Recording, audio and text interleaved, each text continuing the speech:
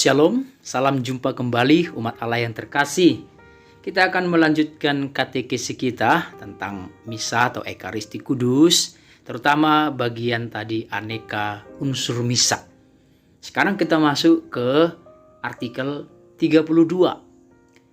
Seturut hakikatnya, doa-doa presidensial harus dibawakan dengan suara lantang, ucapan yang jelas, supaya mudah ditangkap oleh jemaat.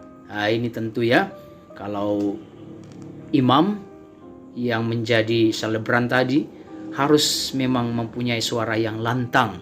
Makanya memang sangat perlu dalam gereja-gereja tertentu yang cukup besar, ruangan gereja memang perlu dibantu dengan sound system yang baik ya, pengeras suara, sehingga membantu imam untuk menyampaikan suara yang dari depan atau dari altar sehingga lantang mudah didengarkan umat. Nah, jika kita sebagai imam maupun mungkin barangkali pemimpin ibadat sabda harus juga belajar supaya memiliki suara yang lantang, jika tidak ada tentunya pengeras suara, dan juga mudah ditangkap umat, ucapan yang jelas a i u e o nya. Jadi jangan seperti kumur-kumur ngomong ya. Jangan juga terlalu cepat, jadi diaturlah dengan baik. Karena kita sedang menyampaikan tentang doa maupun sabda. Karena itu kita sebagai perwakilan tanda kehadiran Allah sendiri. Oleh karena itu, sementara imam membawakan doa, tak boleh dibawakan doa lain atau nyanyian. Juga tidak boleh dimainkan organ atau alat musik lain. Jadi terutama ini dalam doa presidensial itu ya, supaya diperhatikan. Doa kolekta pembuka, doa sesudah komuni, apalagi doa syukur agung dan sesudah komuni, supaya tidak ada nyanyian-nyanyian lain. Karena apa? Nanti itu bisa mengaburkan pendengaran. Kalau dua sekaligus ada kita dengarkan sumber suara, itu mengacaukan. Jadi kita tidak bisa mana yang mau didengarkan, yang ini atau yang itu. Maka bentuk nyanyian atau musik pada doa-doa presidensial itu sejauh mungkin harus dihindari.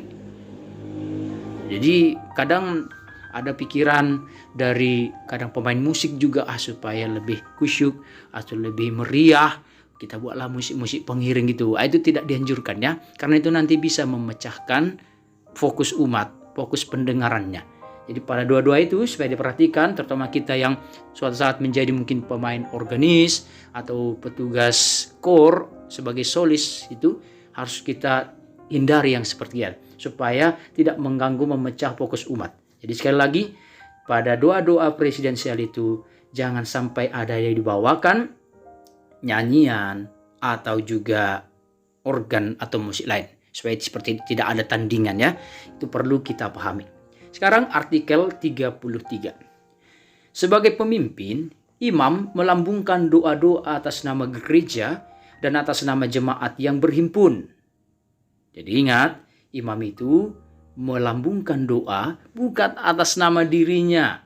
Contohnya, Romo ataupun Pastor Sohmon Ranjacapa ketika mendoakan doa-doa tadi itu bukan atas dirinya sebagai Sohmon Ranjacapa, bukan. Tetapi atas nama gereja dan atas nama jemaat yang berhimpun.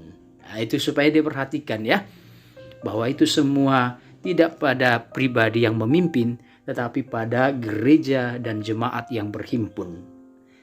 Tetapi kadang-kadang ia berdoa juga untuk dirinya sendiri, supaya dapat melaksanakan tugasnya dengan hikmat dan penuh perhatian. Nah, jadi ada juga doa-doa renungan. Kalau dalam perayaan Ekaristi ada doa-doa yang harus didoakan imam, tetapi tidak perlu didengarkan oleh umat. Contohnya, doa mana itu pastor? Kalau kita melihat setelah pastor membasuh tangannya ketika persiapan Ekaristi itu, menyiapkan roti dan anggur, itu ada ritus pembasuhan tangan pastor. Itu tidak perlu didengarkan umat semua kan? Pastor berdoa sendiri untuk dirinya. Juga selain itu, ada juga doa-doa yang lain. Misalnya doa yang mana itu? Nah, sebelum nanti pastor mengangkat tubuh dan darah Kristus itu, menempatkannya, memperlihatkannya kepada umat, ada juga doa-doa yang diucapkan pastor dalam hatinya. Nah, ini supaya mengerti apa doa yang mana itu, barangkali itulah salah satu doa pribadi pastor yang memimpin. Doa-doa pribadi semacam itu yakni, supaya lebih jelas ini dikatakan, yakni doa sebelum pemakluman Injil. Nah, itu. Ada juga doa persiapan persembahan seperti kukatakan tadi, dan juga doa sebelum serta sesudah komuni imam diucapkan dalam hati. Nah, jadi sudah jelas ya. Ada beberapa doa memang yang diucapkan oleh selebran atau imam yang merayakan itu sendiri. Itulah bagian tentang doa dan tugas imam yang lain, supaya kita yang merayakan Ekaristi sungguh-sungguh juga tahu, oh ternyata kalau imam pemimpinnya selebran, oh itu konselebran, oh ternyata imamnya juga ada doa yang dia doakan sendiri, yaitu doa presidensial. Oh ada juga ya, perannya nggak perlu diiringi musik dalam doa-doa presidensial itu.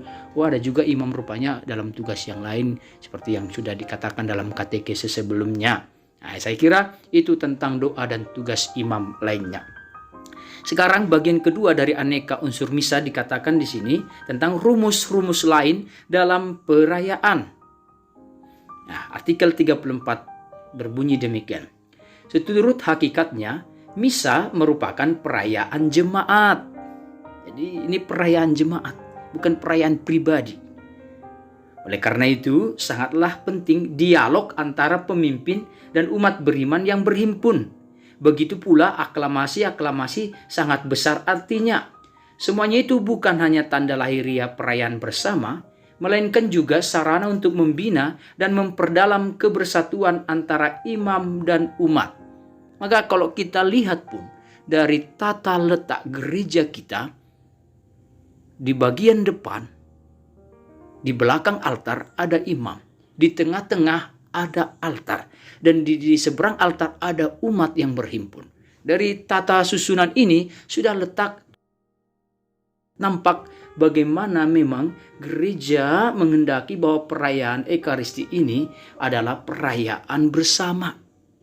Ada di sana dialog antara pemimpin dan umat.